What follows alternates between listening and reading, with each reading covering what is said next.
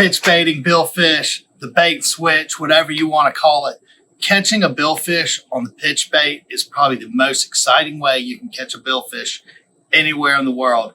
We're going to be rolling into fall. We're going to usually get a really nice push of white marlin coming through this portion of the Gulf of Mexico. So we're going to break that down for you today. Angelo DePaola, the Coastal Connection with eXp Realty, live at J&M Tackle with Carson Hall. And we've got the stuff that you need to have and you need to know to go do this here in the Gulf of Mexico. So Carson, take us from what's closest to the boat and we'll work our way back out the spread. Yeah, that's and then we'll talk about the bite. If you're equipped to run dredges, your dredges are going to be the closest thing in. I try to get by with the lightest weight possible on your dredge. Let them ride high in the water, especially when you're trying to pitch bait, so that you can see the fish. After your dredges are going to be your bridge teasers or daisy chain, spreader bar. Personally, I'm a big fan of a daisy chain and a spreader bar. You could also do just one big lure if you wanted to. But for white marlin up here, love the spreader bar. A pink spreader bar or a pink daisy chain, and then any other color works well. It's always hard to go wrong with black. This to me is great when there's not a lot of scattered grass, but once you start getting some grass, this is becomes a little cumbersome. You've got the flippy floppy. Love this setup. Kicks up a bunch of water. And they create one just for billfish, which I think they do. It's only got 2 of the squids in the front and then single squids, and it's got no bird also on the end. Bird is what? So you don't have quite as much white water at the end so that you can see a fish at the back of your chain. And then on this, for me, I like to run either some sort of islander, ballyhoo combo, islander grub combo, or some mold craft behind chugger with a ballyhoo in it. Yeah. Belly strip, something like that. You definitely want some meat back there, whitey fish. What is amazing to me is when you fish the dredge, or minus the dredge, but just a squid chain or Squid Nation or this, and you fish all your other baits further back, how many of your fish come up on the teaser versus coming up on your lures? Very large percentage. I'd say maybe that's 75, what they're coming 80%. after is, the school of bait fleeing. It's a lot easier to pick one out of a school than it does to single out by himself.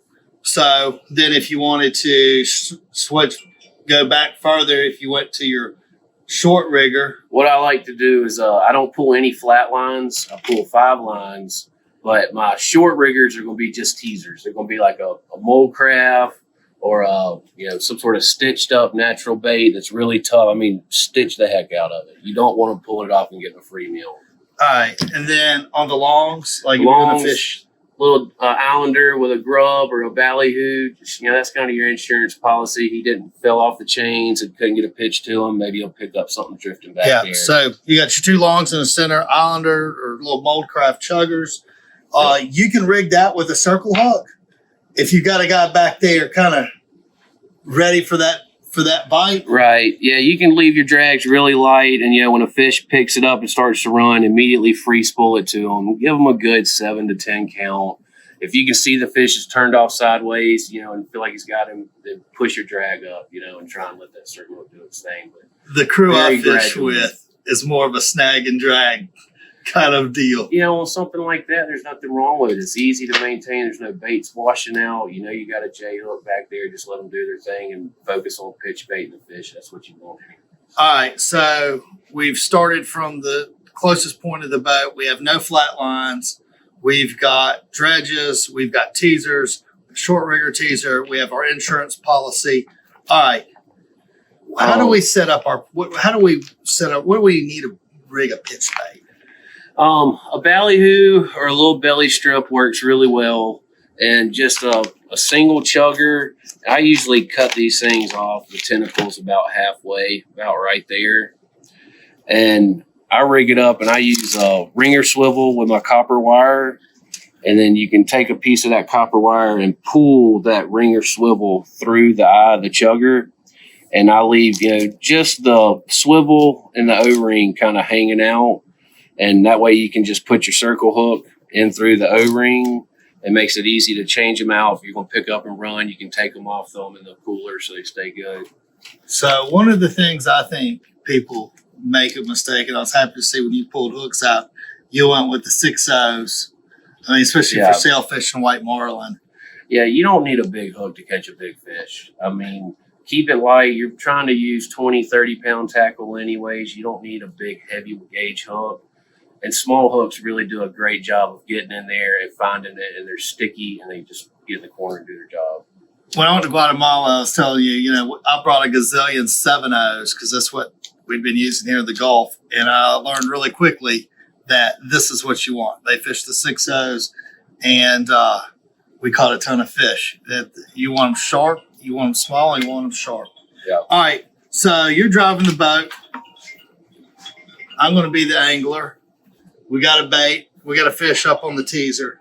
What's going on? You want to kind of make a slow turn into whatever side your fish comes up on your teaser. That way you can put it into the clean water and get a good view at everything. Plus, I like it also slows that stuff down, gives you a little more time to keep the fish there, and it makes it easier for your teaser reels to bring your teasers in to get the fish away from them. So, and I love that slight turn in. Like you said, it's going to put everything in the clean water. So, as an angler, I'm going to have put my pitch bait in. I'm going to be in free spool. And for me, I like to kind of have the rod up and out to the side. That way I can see my bait skipping. I can see it in clean water. I'm going to be able to see that bite really easily. That fish comes up behind my bait. I'm going to point my rod at him. And one of the biggest mistakes that I've made in the past was, especially with the smaller billfish like sailfish and white marlin, is that I went way too long on the drop back. What I've learned is once he gets back there and he starts washing machine you, just drop it back to his mouth in free spool, count to 4, and you want your preset really low. And you want to just gradually go up, and you don't want to go up to maybe about 5, 8 pounds, and you just want them to be pulling line off, and you're going to be pointing that rod straight at him. Once he starts jumping, he's on. Look, there's no reason to go up to a bunch of drag. Once you have them hooked, you can kind of stay at that lower, less than 10 pounds of drag kind of scenario. Because what Carson's going to do is when that boat, he's going to keep that boat in a big wide circle. So somebody else can have their pitch bait out there, or 2 guys can have their pitch bait, and he's turning towards my fish. So we're going to head him off. And hopefully, if there's another blue marlin or white marlin or sailfish back in our spread that we don't know about, we're going to see that fish and be able to get a double or triple. And hopefully by the time that happens, Carson's got me ready to go back in reverse and go catch my fish. Yeah, especially white marlins this time of year up here in the Gulf, they are traveling in packs. And if you get one coming up on the teasers and you can keep him up and get that fish hooked, there's probably another one nearby. So try and keep those teasers out. And like I said, limit the amount of lines that you have so it makes it quick to clear so that you can fight multiple fish. Awesome. And that's the key. Like you said, when you don't have a gazillion lines out there, the captain can clear the bridge teasers. Somebody can clear the dredges real quickly. Yeah. You've got your insurance policies and you got everything else. It's just an easy way to fish. And it is the hookup ratio with the circle hooks versus the J hooks. Once you get it, you're just going to be a lethal weapon out there. And I would recommend Costa Rica, Panama, Guatemala. Those are the kind of places that's going to give you a lot of shots and get you very proficient in this kind of fishing. And then the blue marlin, it's a little bit different. I think you feed those a little bit longer. St. Thomas, seamounts in Costa Rica, great places to go to get you a bunch of practice. Anyways, I hope you guys found this video very informative. If y'all need fishing tackle advice, hit the guys up at J&M, hit Carson up. They can set you up with everything you need, tell you exactly what to get, what not to get, and how to do it. If you need real estate advice, hit me up, DM me, shoot me an email, Angelo DePaola at thecoastalconnection.com. Thank you. Remember to leave some fish for tomorrow. Keep your trash in the boat, and we'll catch you next week.